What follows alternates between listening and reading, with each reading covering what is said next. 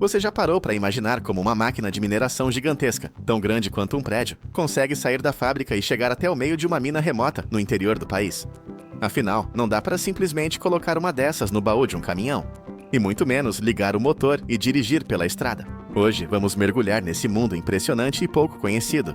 O transporte das mega máquinas de mineração, colossos de aço que desafiam o limite da engenharia, não só para funcionar, mas também para viajar até o seu destino final. O tamanho que desafia a lógica. Antes de entender o transporte, vale lembrar o que está em jogo. Escavadeiras de mineração podem pesar 600 toneladas. Caminhões fora de estrada chegam a carregar 400 toneladas, apenas de peso próprio, com pneus do tamanho de 2 pessoas empilhadas. Draglines podem ultrapassar 80 metros de altura, e algumas máquinas têm o comprimento de um campo de futebol. Ou seja, mover isso não é só difícil, é um desafio logístico monumental. O segredo, desmontar para transportar. A regra número 1 do transporte de mega máquinas é simples. Nenhuma delas viaja inteira. Em praticamente todos os casos, essas máquinas são desmontadas em dezenas, às vezes centenas, de partes. Chassi, motores, pneus, caçambas, módulos elétricos, cabine, cilindros hidráulicos. Tudo é separado de modo planejado, para caber em diferentes tipos de transporte.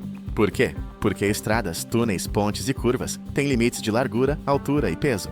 Uma máquina de mineração inteira simplesmente não cabe no mundo normal. O comboio gigante de caminhões especiais. Depois de desmontadas, as peças começam uma jornada impressionante. Elas são carregadas em carretas modulares hidráulicas, conhecidas como Siemens, Goldhofer ou Scheuerl. Esses veículos têm dezenas de eixos, todos ajustáveis e independentes. Isso significa que o peso fica distribuído de forma segura. As rodas podem girar em diferentes ângulos para fazer curvas impossíveis, e a plataforma pode levantar ou descer para passar por irregularidades. Em algumas operações, o caminhão que puxa a carreta não é suficiente. Então entram em ação caminhões empurradores atrás do conjunto. É praticamente um trem rodando no asfalto. Para levar tudo em segurança, forma-se um enorme comboio que inclui escoltas especiais, batedores, engenheiros de tráfego, operadores de guindastes, policiais rodoviários e até equipes dedicadas exclusivamente a erguer fios elétricos quando é preciso. Sim, em vários casos, linhas de energia precisam ser levantadas temporariamente para que a carga consiga passar. Essa operação toda normalmente acontece à noite. Por que à noite?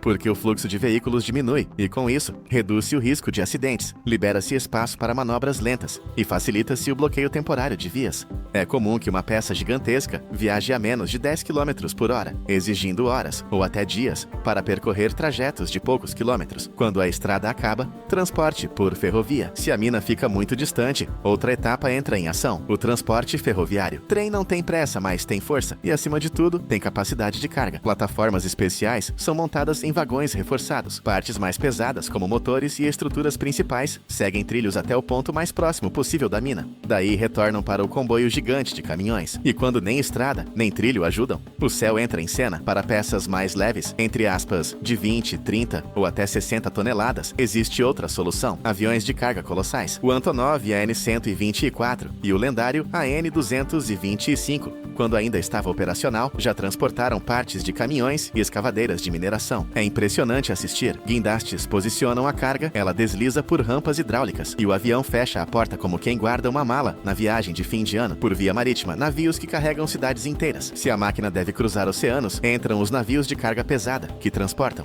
componentes em contêineres, estruturas enormes amarradas em convés e módulos gigantes que exigem guindastes portuários de altíssima capacidade. Portos inteiros se mobilizam para descarregar peças que, sozinhas, pesam mais do que um prédio pequeno. A montagem, uma fábrica dentro da mina. Quando todas as partes finalmente chegam ao destino, começa uma nova etapa: a reconstrução da máquina no local, como se fosse uma fábrica montada ao ar livre.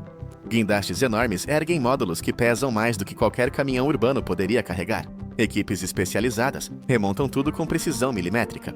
Motores são reinstalados, cabines são conectadas, sistemas hidráulicos ganham vida. E aos poucos, uma máquina gigantesca nasce ali, no coração da operação de mineração. E as máquinas que são grandes demais para desmontar, algumas são tão colossais que não existe transporte prático para elas. É o caso das draglines ultrapesadas, que podem pesar milhares de toneladas. Como elas se movem? Elas literalmente andam até a mina, usando um sistema de pés mecânicos, avançando lentamente pelo solo. Velocidade média, algo como 0,8 km por hora. É quase uma tartaruga de aço, só que do tamanho de um prédio. O resultado final, máquinas onde ninguém imaginaria. engenharia. Depois de semanas, meses e às vezes anos de planejamento e transporte, essas máquinas passam a operar em regiões tão remotas que parecem inalcançáveis. E aí começa o trabalho pesado para o qual foram construídas: mover toneladas de minério, escavar profundidades absurdas, transportar cargas que nenhum caminhão comum suportaria. Tudo isso graças a uma logística silenciosa, complexa e impressionante. Transportar mega máquinas de mineração não é apenas levar algo grande de um ponto A ao ponto B. É uma mistura de engenharia, estratégia, paciência e criatividade, digna das maiores obras da humanidade. E agora eu te pergunto, qual dessas etapas você achou mais absurda? A desmontagem, os comboios gigantes, o uso de aviões colossais ou as máquinas que literalmente andam até a mina?